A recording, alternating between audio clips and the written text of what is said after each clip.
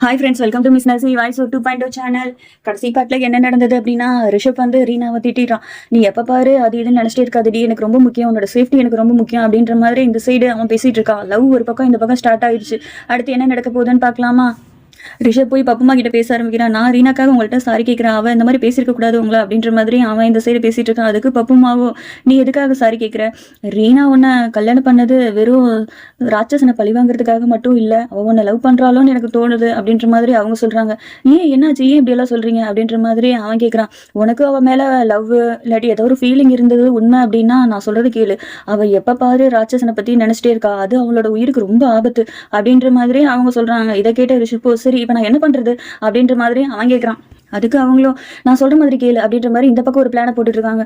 இங்கே பெட்ரூம்ல ரிஷப்பும் ரீனாவும் அப்படியே ஒருத்தருக்கு ஒருத்தர் அப்படியே பார்க்காமலே மனசுக்குள்ளேயே அப்படியே பேச ஆரம்பிக்கிறாங்க. ரிஷப் சொல்றான் மனசுக்குள்ளேயே, இவளை அது என்ன லவ் பண்றதாவது அப்படின்ற மாதிரி. இவன் ஒரு பக்கம் அப்படியே இவளை பார்த்து கேட்குற மாதிரியே நினைச்சிட்டு இருக்கான். அதுக்கு அவ்வளோ பதில் சொல்ற மாதிரி, நான்லாம் உன்னெல்லாம் லவ் பண்ண மாட்டேன், நீ என்ன கல்யாணம் பண்ணதுக்கு பழி வாங்கணும் அப்படின்னு நினைச்சா கல்யாணம் பண்ணியிருக்க. உன்னை பொறுத்த வரைக்கும் லவ் அப்படின்ற ஒரு விஷயம் வெறும் பேப்பர் மாதிரி தான், உன் தேவை முடிஞ்ச உடனே நீ என்னை தூக்கி போட்டுருவ அப்படின்ற மாதிரி இவன் இந்த பக்கம் சொல்றா.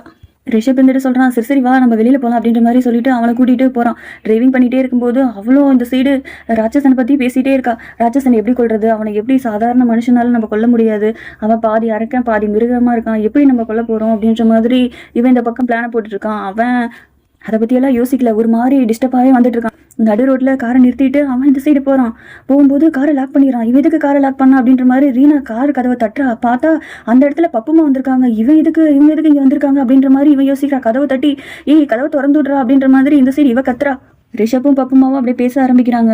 எனக்கு ரீனா மேலே அக்கறை இருக்குது, அதனால தான் நான் இந்த முடிவை எடுத்தேன். அவளை பத்திரமா ஊரில் கொண்டு போய் சேர்த்துருங்க. அது மட்டும் இல்லாமல் அவங்க அப்பா இந்த மாதிரி ஹாஸ்பிட்டலில் இருக்காரு, நான் இப்போ என்ன பண்ணுறது அப்படின்ற மாதிரி இவன் கேட்குறான். அதுக்கு பப்புமாவோ, நீ கவலைப்படாத, அவரை நல்ல ஒரு வண்டியில் ஆம்புலன்ஸில் ஏற்றி ஊருக்கு அமுச்சு விட வேண்டியது என்னோட பொறுப்பு, சரியா? நீ ரீனாவை பற்றி கவலைப்படாத, அவளை எங்கே அமுச்சு விடணுமோ அங்கே கரெக்டாக அமுச்சு விட்ருவேன், அவளுக்கு சேஃப்டியாக என்ன பண்ணணுமோ நான் பண்ணிடுவேன், நீ பயப்படாமல் சாவியை கொடுத்துட்டு போப்பா அப்படின்ற மாதிரி அவங்க சொல்கிறாங்க.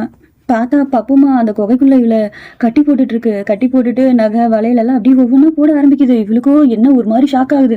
நீ ரிஷப்பை கல்யாணம் பண்ணதுக்கான காரணம் அவனை பழி வாங்கணுன்றதுக்காக தானே, அதான் ராட்சசனை பழி வாங்கணுன்றதுக்காக தானே இந்த நகை இந்த வளையலெல்லாம் போட்டால் ராட்சசன் வருவான், கண்டிப்பாக அவனை பிடிச்சி நீங்கள் கொண்டுடலாம் அப்படின்னு நினச்சிங்கல்ல, அதுதான் இப்போ நடக்க போகுது. இந்த நகை இது எல்லாத்தையும் நீ போட்டுக்கோ, ராட்சசன் கண்டிப்பாக வருவான், அதுக்காக நான் உயிர் தியாகம் எல்லாம் பண்ண முடியாது, நான் என்ன நானே தியாகம் பண்ணி எல்லாத்தையும் காப்பாற்றுவேன்னு நினச்சியா, அதெல்லாம் என்னால் பண்ணவே முடியாது.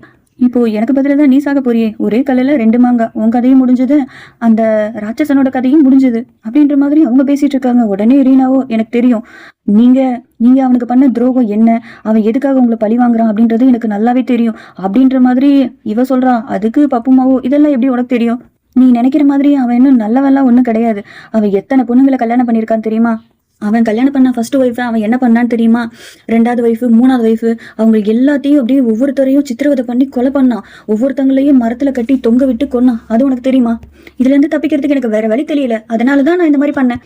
அப்போ இந்த ஊரை விட்டு போனது, அதுக்கப்புறம் நான் இப்போதான் வரேன், சாட்சி கல்யாணத்துக்கு கூட என்னால் வர முடியல, இப்போ வந்திருக்கேன் அப்படின்னா கண்டிப்பாக அவனை பழி வாங்கணும், அவனோட மரணத்தை வச்சு நான் நிம்மதியாக இருக்கணும், அதுக்காக தான் நான் வந்தேன் அப்படின்ற மாதிரி இவங்க இந்த பக்கம் சொல்கிறாங்க. அதை கேட்டு ரீனாவோ, நீங்கள் உங்களோட சுயநலத்துக்காக எத்தனை உயிர் போயிருக்கு தெரியுமா உங்களால் அப்படின்ற மாதிரி இவன் இந்த பக்கம் கத்துறா. பப்புமாவோ அப்படி பேச ஆரம்பிக்கிறாங்க. அவன் என்ன கொல்லணுன்றதும் நினைக்கிறான், ஆனால் எனக்கு பதிலாக நீ தான் சாக போற, எனக்கு ஒரு உயிர் பலி தேவைப்பட்டது, அதனால என்ன பண்றது அப்படின்ற மாதிரி நாங்கள் யோசிச்சுட்டு இருந்தோம். அப்பதான் ரிஷப் வந்து, அதான் ரீனா இருக்கால, ரீனாவே பலி கொடுத்துடலாம் அப்படின்னு அவன் தான் என்கிட்ட வந்து சொன்னான்.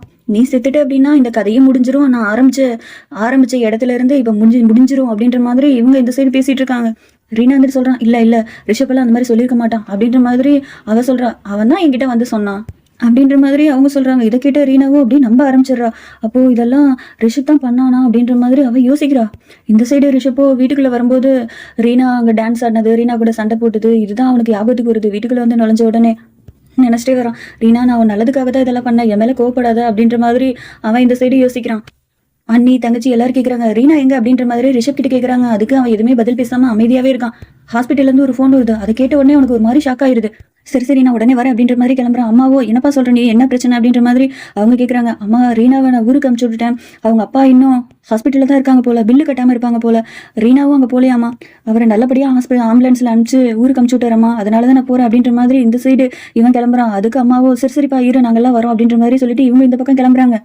இந்த சைடு பப்புமாவோ அவங்க கையை எடுத்து அந்த ரத்தத்தை அப்படியே ரீனாவை சுற்றி ஒரு வட்டம் மாதிரி போடுறாங்க. அப்போ அவங்க சொல்கிறாங்க, ரீனா இந்த ரத்த வாடையை பார்த்து கண்டிப்பா அந்த ராட்சசன் வருவான் அப்படின்ற மாதிரி இந்த சைட் சொல்றாங்க. கரெக்டா அதே மாதிரி அந்த ராட்சசனும் வரான். பின்னாடியே ஃபாலோ பண்ணிட்டு அந்த கிராமத்து ஆண்டியும் வராங்க. நடந்ததெல்லாம் பார்த்துட்டு இவங்க என்ன பண்றாங்க, அப்படியே ஹாஸ்பிட்டல்ல ரிஷப் இருப்பான், அவங்ககிட்ட போய் நடந்தது எல்லாத்தையும் சொல்லிடுறாங்க. ரீனா போய் எப்படியாவது காப்பாத்துங்க அப்படின்ற மாதிரி அவங்க சொல்றாங்க. இவங்க எல்லாரும் அந்த குகைக்கு அப்படியே வந்துட்டு இருக்காங்க. கரெக்டா அந்த இடத்துக்கு ராட்சசன் வந்துடுறான். வந்துட்டு ரீனா பார்த்துட்டு அப்படியே பேசாம அப்படியே அமைதியா அங்கிருந்து போறான். இதை பார்த்த உடனே பின்னாடி மரத்துக்கு பின்னாடி ஒளிஞ்சிருந்த அந்த பப்புமாவும் சும்மாவே இருக்க மாட்டேங்குது. போனா போயிட்டு போறான்னு விட வேண்டியதானே. என்ன என்னாலதான் நீ செத்த, இப்ப எனக்கு கொல்லணும்னு உனக்கு தோணவே இல்லையா, என்ன பயந்து ஓடி போறியா அப்படின்ற மாதிரி வெறுப்பேத்துறாங்க. அவனுக்கும் டென்ஷன் ஆகுது. இந்த ரத்தத்தை பார்த்துட்டு உடனே அவன் ஒய்ஃப் தானோ அதனாலதான் இந்த மாதிரி பேசுறாளோ அப்படின்ற மாதிரி அவன் நினைக்கிறான். நான் உன்னை விடவே மாட்டேன், நான் உன்னை சாகடிக்க போறேன் அப்படின்ற மாதிரி இவன் இந்த பக்கம் ராட்சசன் கத்துறான். சாட்சியோ ரீனாவோ கொஞ்சம் கொஞ்சமா கயிறு கட்டியிருக்கத அப்படியே அறுக்க ஆரம்பிக்கிறா. அந்த ராட்சசன் அப்படியே அவளை அப்படியே கொல்ல வரும்போது இவ அந்த கயிறை அவுத்துக்கிட்டு இந்த சைடு நகர்ந்துடுறா. அவளுக்கு பின்னாடி இருந்த பப்புமாவை அப்படியே மரத்துக்கு பின்னாடி இருந்தவங்க அப்படியே திரும்பிடுறாங்க. இதை ராட்சசன் பார்த்துட்டு சும்மா விடுவானா, இவளை விட்டுட்டு அவனை போய் பிடிக்க போறான். இங்க எல்லாரும் அந்த குகைக்குள்ள வந்துடுறாங்க. பார்த்தா அது ஒரு பாறையால மூடி இருக்கு. இதை எப்படி நம்ம ஓபன் பண்றது அப்படின்ற மாதிரி எல்லாரும் ஒரு குழப்பத்தோட இருக்கும்போது அண்ணங்காரன் போய் கார்ல இருந்து ஒரு பாம்பு எடுத்துட்டு வந்து பாம்பை செட் பண்றான். ரீனா வந்துட்டு தப்பிச்சா போகுதுன்னு சொல்லிட்டு அந்த குகை வாசல்ல போறா. கரெக்டா அந்த இடத்துல பாம்பு வைக்கிறாங்க. வெடிக்கும் போது அந்த கல்லு பட்டு ரீனா மயக்கம் போட்டு விழுந்துடுறா. ரிஷப் வந்துட்டு ரீனாவை அப்படியே காப்பாத்தி வெளியில தூக்கிட்டு போய் விட்டுறான். அண்ணா நீ போய் பப்புமாவை காப்பாத்து அப்படின்ற மாதிரி அவன் சொல்றான். அண்ணங்காரனும் என்னென்னமோ பண்ணி பாக்குறான், முடியல. ஒரு கட்டத்து மேல ஒரு ஈட்டி மாதிரி இருக்கு, அதை எடுத்து இந்த சைடு குத்துறான். பின்னாடியே ரிஷப்பும் வந்துடுறான். அவனும் முதுகு பின்னாடி அப்படியே ஒரு குத்துறான் ஈட்டியை வச்சு. அந்த ராட்சசன் அப்படியே மயக்கம் போட்டு அப்படியே விழுந்துடுறான். இது எல்லாத்தையுமே வெளியில இருந்து எல்லாரும் பார்த்துட்டு இருக்காங்க. அப்போ ரீனாக்கு ஒரு ஐடியா தோணுது. கார்ல போய் ஒரு பெட்ரோல் மாதிரி இருக்கும் மண்ணெண்ணெய், அதை எடுத்துட்டு வந்து சுத்தி அதான் ராட்சசனை சுத்தி அப்படியே ஊத்திட்டு நெருப்பை பற்ற வச்சு விட்டுறா. அந்த ராட்சசன் அப்படியே அந்த நெருப்புல கருகி அப்படியே செத்து போறான். ஊர்க்காரங்க எல்லாருமே ரீனாவுக்கு ரிஷப்க்கும் நன்றி சொல்றாங்க. உங்களால மட்டும்தான் இதெல்லாம் நடந்தது அப்படின்ற மாதிரி இந்த பக்கம் இவங்க சொல்றாங்க. அம்மாவோ சரி சரி கல்யாணம் தான் அவசரமா முடிஞ்சது, ரிசப்ஷன் நல்லா கிராண்டா பண்ணலாம்னு சொல்லிட்டு இந்த பக்கம் ரிசப்ஷனுக்கு எல்லாம் ரெடி பண்ணிட்டு இருக்காங்க. ரீனா அப்படியே கீழே இருந்து வரும்போது ரிஷப் அப்படி பாக்குறான். இவன் முகம் ஏன் ஒரு மாதிரி இருக்கு அப்படின்ற மாதிரி நோட்டீஸ் பண்றான். ரீனா கிட்டையும் போய் கேட்கறான், ஏன் இந்த மாதிரி இருக்கு அப்படின்ற மாதிரி. அதுக்கு அவனும் ஏன் உனக்கு எதுவுமே தெரியாதா அப்படின்ற மாதிரி அவன் பதிலுக்கு பேசுறா. பேசிட்டு அவன் அந்த சைடு போயிடறா. கரெக்டா பப்புமா வந்துட்டு ரிஷப் கிட்ட பேச ஆரம்பிக்கிறான். இவையே என் மேல கோவமா இருக்கான் அப்படின்ற மாதிரி அவன் சொல்றான். அதுக்கு பப்புமாவோ இருப்பா எல்லாம் பாத்துக்கலாம் அப்படின்ற மாதிரி அவங்க சொல்றாங்க. ரீனா பின்னாடி ஒளிஞ்சிருந்து இவங்க பேசுறத கேட்கறாங்கன்றது பப்புமாவுக்கு நல்லாவே தெரியுது. அதனால எதுவுமே பேசாம அப்படியே அமைதியா நின்றுட்டு இருக்காங்க. ரீனா போனதுக்கு அப்புறம் சரி சரி எல்லாம் சரியா போயிடும், பாத்துக்கலாம் விடு அப்படின்ற மாதிரி இந்த பக்கம் அவனை தேத்துறாங்க. ரீனா அப்படியே கோவப்பட்டு அங்கிருந்து கிளம்புறா. ரிஷப்பும் பின்னாடியே போய் கெஞ்சிரான். உனக்கு என்னதான் பிரச்சனை, ஏன் இந்த மாதிரிலாம் நடந்துக்கிற அப்படின்ற மாதிரி அவன் கேட்கறான். உனக்கு என்ன, ராட்சசனை நம்ம கொன்னாச்சு, நம்ம டீல முடிஞ்சது, இப்ப நான் இங்கிருந்து கிளம்புறேன் அப்படின்ற மாதிரி அவன் சொல்றான். அதுக்கு அவனும் நீ போகணும்னு என்ன அவசியம் இருக்கு, நீ இங்கே இரு அப்படின்ற மாதிரி பின்னாடி கெஞ்சிட்டே வரான். நான் என்ன தப்பு பண்ணேன், ஏன் இந்த மாதிரி நடந்துக்கிற அப்படின்ற மாதிரி அவன் அப்படியே கெஞ்சிட்டு பின்னாடியே வரான். அதுக்கு அவளோ என்ன தப்பு பண்ணுன்றது உனக்கு தெரியாதா, இப்போ வந்து நல்ல பிள்ளை மாதிரி பின்னாடி வந்து கெஞ்சிட்டு இருக்க அப்படின்ற மாதிரி அவ பேக் எல்லாம் எடுத்து வச்சுட்டு கிளம்புறா. கிளம்பும் போது தாலி இருக்கும் கட்டிட்டு இருப்பான்ல, அந்த தாலியை அப்படியே அந்த சோஃபா இருக்கும் அது மேல போட்டுட்டு அவ கிளம்பி போறா. கரெக்டா அவ வெளியில போகும்போது அவங்க அப்பாவை ஸ்ட்ரெச்சர்ல வச்சு கூட்டிட்டு வராங்க. இதை பார்த்த உடனே அவளுக்கு ஒரு மாதிரி ஷாக் ஆகுது. எங்க போவோம், அப்பாவும் இங்கதான் இருக்காங்க, அம்மா இருந்துட்டு சொல்றாங்க. அதான் ஹீரோட அம்மா இருந்துட்டு இதுக்கப்புறம் இவர் இங்கதான் இருப்பாரு, நம்ம வீட்டுல இருந்தே இவரை பாத்துக்கலாம் அப்படின்ற மாதிரி சொல்றாங்க. இதை கேட்ட உடனே ரீனாக்கு என்ன பண்றதுன்னே தெரியல, எப்படி இங்க இருந்து போறது அப்படின்ற மாதிரி யோசிக்கிறா. இந்த பக்கம் அந்த ராட்சசன் அப்படியே அந்த செத்துட்டான்னு பார்த்தா அந்த ராட்சசனுக்கு மறுதிருப்பி உயிர் வந்துருது. ராட்சசன் அந்த வீட்டுக்குள்ள வந்து ஒரு காத்து மாதிரி ஒரு ஊதுவாங்க பாருங்க, வீட்டுக்குள்ள நிலநடுக்குதான் வந்துருச்சாட்டு இருக்கு அப்படின்ற மாதிரி எல்லாரும் பேச ஆரம்பிக்கிறாங்க.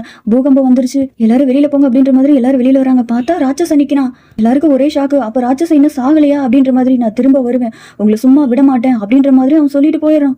ரிஷப்பும் கோவப்பட்டு இந்த ராட்சசனை நம்ம சும்மாவே விடக்கூடாது அப்படின்னு சொல்லிட்டு கண்ணை தூக்கிட்டு அவன் இந்த சைடு வரான். இதை பார்த்த உடனே ரீனா பின்னாடியே போய், என்ன நீ பண்ணிட்டு இருக்க, இந்த சாதாரண கண்ணை வச்சு அவனை கொண்டுடலாம்னு நினைக்கிறியா, முடியவே முடியாது, எனக்கு இதுக்கு போறதுக்கு அதான் ராட்சசனை அழிக்கிறதுக்கு எனக்கு ஒரு வழி தெரியும், அந்த புக்ல ஏதாவது க்ளூ கிடைக்கும், வா போய் பார்க்கலாம் அப்படின்ற மாதிரி இவங்க ரெண்டு பேரும் பேசிட்டு இருக்கிறத பின்னாடி பப்புமா பாத்துறாங்க. என்ன புக்கு அப்படின்ற மாதிரி இவங்க இந்த சைடு யோசிக்கிறாங்க. அடுத்து என்ன நடக்க போகுதுன்னு தெரிஞ்சுக்கணும் அப்படின்னா வெயிட் பண்ணுங்க.